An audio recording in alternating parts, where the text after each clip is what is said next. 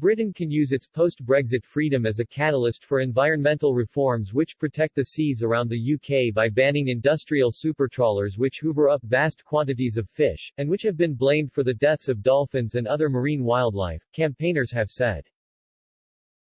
Chris Thorne, an oceans campaigner with Greenpeace UK, said by being bold, Boris Johnson can also protect the nation's struggling fishing communities.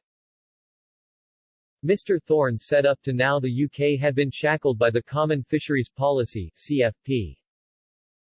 Mr. Thorne wrote in Conservative Home, Brexit is done, and the UK is now stepping out into the world on its own 2 feet.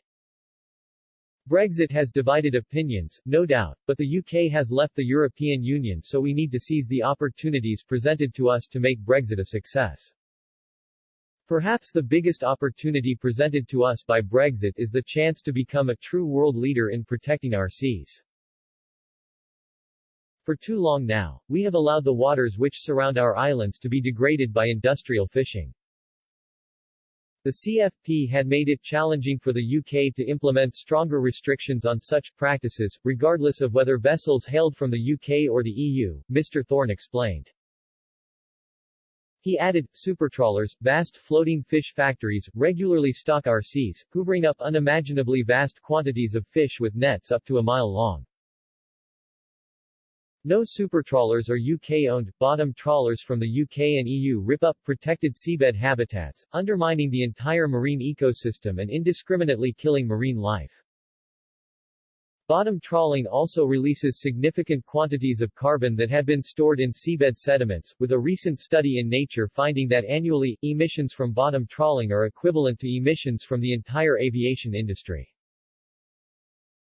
The UK has the 4th highest emissions from bottom trawling globally. Such degradation of the world's oceans by industrial fishing had serious consequences, not only for the marine environment, but also for climate and, perhaps most importantly, for fishing communities.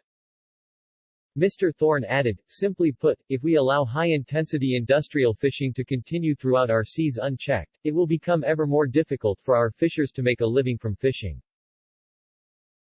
This isn't Greenpeace sensationalism, this is the scientific consensus. UK fishers today have to work 17 times as hard for the same size catches as 120 years ago because of industrial overfishing.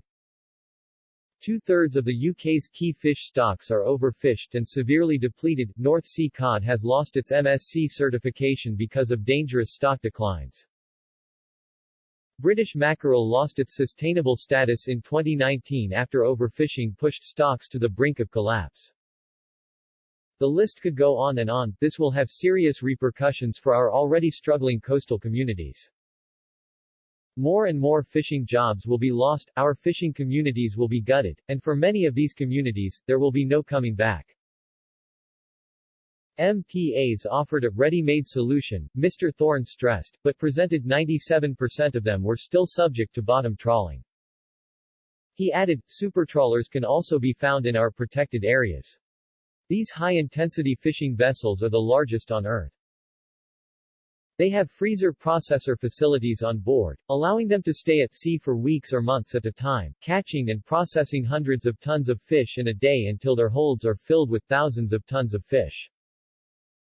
This harms the long-term health of fish stocks and has wider impacts on the marine ecosystem. In many ways, the hard bit is already done. The UK has already designated over 30% of our seas as protected, now all it needs to do is step up and properly look after each protected area, beginning with restricting the most destructive fishing operations inside them. In a year when the UK is hosting the G7 and the vital Glasgow Climate Summit, we should be presenting to the world a positive vision of global Britain as a world leader in environmental protection. What better way of doing this than properly protecting our seas?